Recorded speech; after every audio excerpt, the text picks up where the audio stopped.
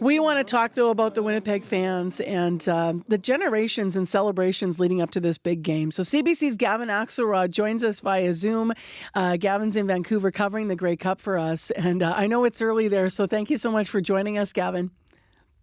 I'm really excited to be here, and yeah, it's great. It's really exciting, and yeah, we're looking forward to sharing what's going on here with everybody back in Winnipeg and in Manitoba. So what already stood out for you in terms of, going on even on a flight to Vancouver? I heard you were on board with a lot of fans already, right? Yeah, so we got on the plane yesterday. I was gonna say the crack of dawn, but like it wasn't even light out when we got on the plane. But yeah, there was tons of Bombers fans, and even if people weren't wearing like the most obvious Bomber gear, you could hear like the chatter around the plane of like this person was going for this reason. Some people had just booked their tickets.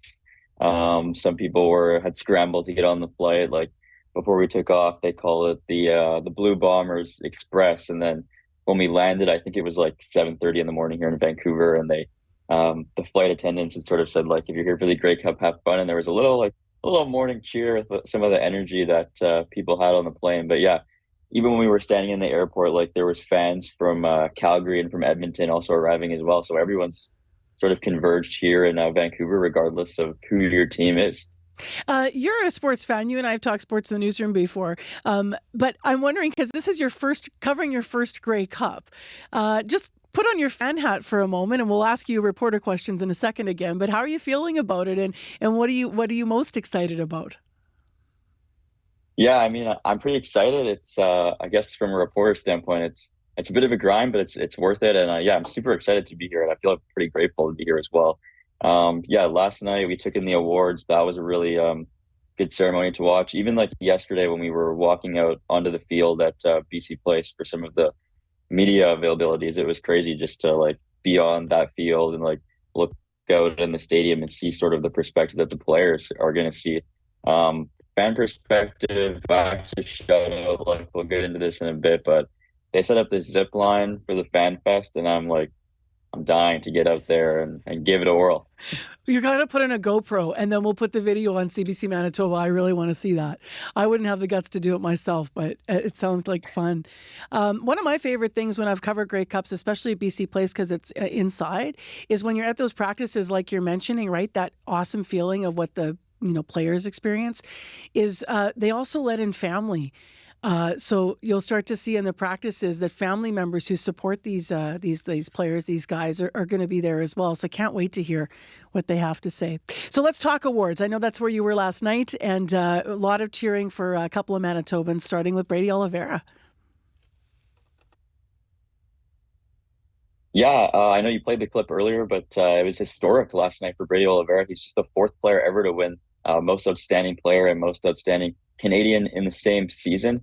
Making it even more special is the fact that he grew up watching the Bombers.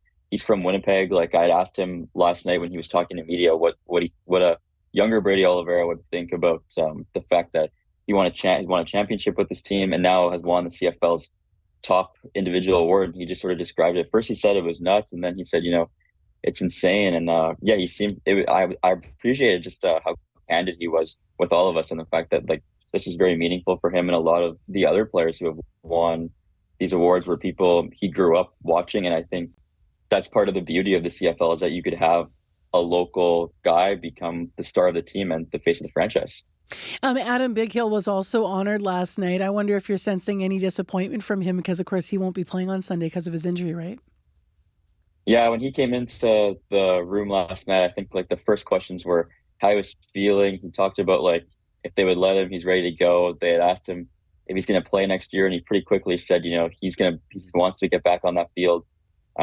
Even like Mike O'Shea had talked about earlier in the day, just that like the players who aren't playing still have such a huge role to play in making sure the players that do get on the field are ready and they're motivated and they're staying ready. And so, Adam Bighill is probably one of the most ultimate competitors in this league, and I can imagine it's very, very hard for him to not be suiting up and getting on that field Sunday for the Grey Cup. Well, we can't wait to follow your coverage, especially if you manage to get on that zip line. Gavin, thanks so much for being with us this morning. Have fun. Of course. Thanks for having me. That is live from Vancouver. CBC Manitoba's Gavin Axelrod, who's going to be covering the Grey Cup, the Bombers, Toronto Argonauts on Sunday in the rematch. So we'll see how it goes.